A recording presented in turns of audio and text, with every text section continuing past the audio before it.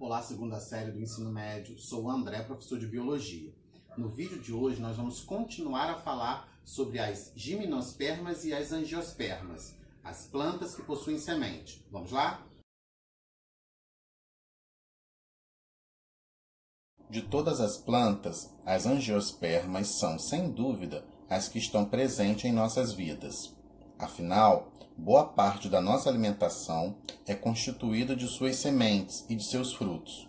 Muitas de nossas roupas são confeccionadas com tecidos produzidos com fibras obtidos da angiosperma, como o algodão e a planta do linho.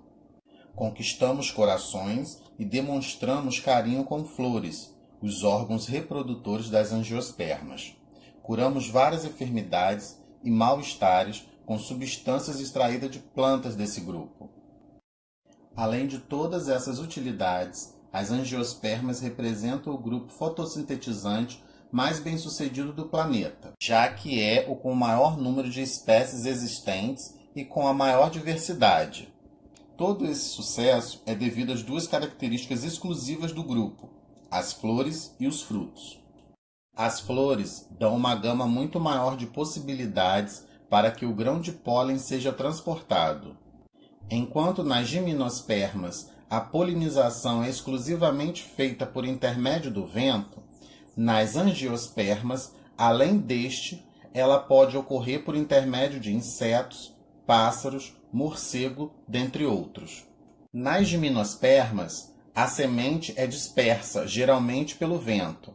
Nas angiospermas, o fruto amplia a possibilidade de dispersão da semente. Existem espécies cujo fruto apresenta adaptações que facilitam o transporte pelo vento. Em outras, os frutos acabam sendo servidos de alimento para os animais que acabam carregando a semente.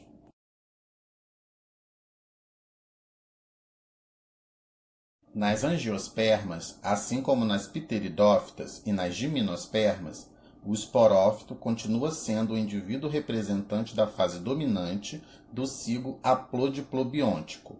É esse indivíduo que produz a flor, o órgão reprodutor das angiospermas. Muitas flores estão presas ao caule da planta por um pequeno cabinho chamado de pedúnculo. Preso a este, encontra-se o receptáculo floral, na qual se encontram presos os elementos florais: as sépalas, as pétalas, os estames e os pistilos. Os estames são os vertícilos férteis, responsáveis pela produção dos grãos de pólen. Nas anteras dos estames, por meiose, ocorre a produção dos micrósporos. Cada um deles sofre uma mitose para formar um grão de pólen, o gametófito masculino, que é transportado pelo vento ou por animais. Para que ocorra a polinização, é necessário que o grão de pólen caia no estigma, uma região específica do pistilo, a parte feminina da flor. São as características da flor que determinam o tipo de agente polinizador de cada espécie de planta. No interior do ovário, que é outra parte do pistilo, é encontrado o óvulo. Neste, uma célula sofre meiose, formando 4 megásporos, dos quais 3 se degeneram. O megásporo que resta sofre 3 sucessivas mitoses, formando um total de 8 células, que constituem o gametófito feminino, também chamado de saco embrionário. Dessas 8 células, 3 são os gametas femininos da angiosperma, uma oosfera e 2 núcleos polares. As outras células do saco embrionário, aquelas que não são fecundadas, degeneram-se depois da fecundação. Ocorrendo a polinização, ao chegar ao estigma, o grão de pólen forma um tubo polínico e 2 gametas masculinos, os núcleos espermáticos, também conhecidos como núcleos gaméticos. Assim como nas gimnospermas, os gametas masculinos chegam até os gametas femininos através do tubo polínico. Ao chegarem ao óvulo, um dos gametas masculinos une-se à oosfera, dando origem ao zigoto, que, por sucessivas divisões mitóticas, formará o embrião. O gameta masculino une-se aos dois núcleos polares para formar o tecido de reserva da semente, o endosperma secundário, que nas angiospermas é triploide, ou seja, contém 3 conjuntos cromossômicos. A formação de um endosperma triploide e de uma dupla fecundação são características que somente ocorrem nas angiospermas. Novamente, assim como nas gimnospermas, após ocorrer a fecundação, o óvulo se transforma na semente, sendo que a casca dessa estrutura vegetal é formada pelo desenvolvimento do revestimento do óvulo. O fruto é formado por modificações e pelo desenvolvimento que ocorre nas paredes do óvulo. O processo de desenvolvimento é desencadeado por hormônios liberados pela própria semente em formação. Os frutos são constituídos pelas sementes, que se originam do desenvolvimento dos óvulos e pelo pericarpo, formado pelo desenvolvimento da parede do ovário. Esse pericarpo pode ser desenvolvido. É o que ocorre nos frutos classificados como carnosos, ou não desenvolvidos naqueles classificados como secos. Existem frutos chamados de frutos patenocárpicos, que não apresentam sementes. As linhagens cultivadas de banana e a laranja baiana são alguns exemplos desse tipo de fruto. Há ainda estruturas vegetais comestíveis, chamadas de pseudofrutos, que se originam de outras partes da flor que não seja o ovário. É o que acontece com o caju, cuja principal parte comestível origina-se do pendúculo da flor.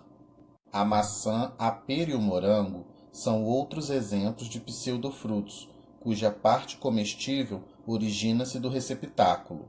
No abacaxi, outro exemplo, a parte comestível origina-se do receptáculo, de outros elementos florais e até de outras partes da planta.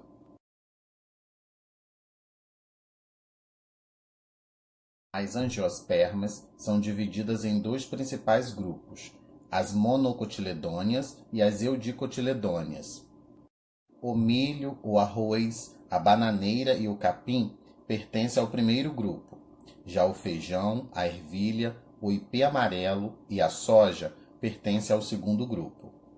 Existem diversos critérios que são utilizados para diferenciar os 2 grupos, entre eles a disposição dos feixes vasculares no caule e das nervuras das folhas, o tipo de raiz, o número de elementos florais e de cotilédones.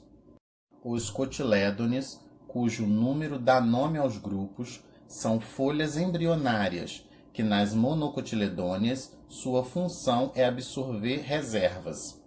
Já nas eudicotiledôneas, essas folhas são responsáveis por armazenar as reservas que serão utilizadas pelo embrião durante a germinação.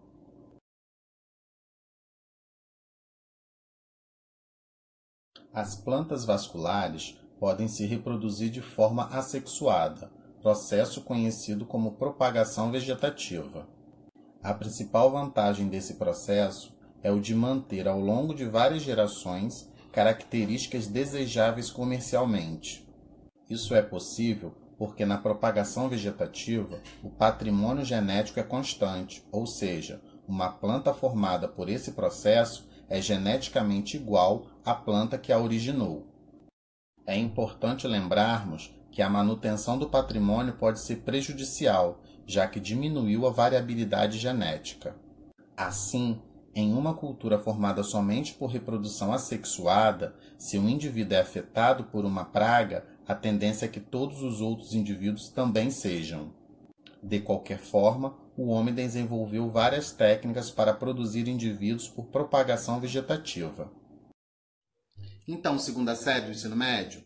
Caso tenham dúvida, me procure na plataforma digital toda segunda, terça e quarta, sempre de 8 às 12, exceto feriado. Tchau!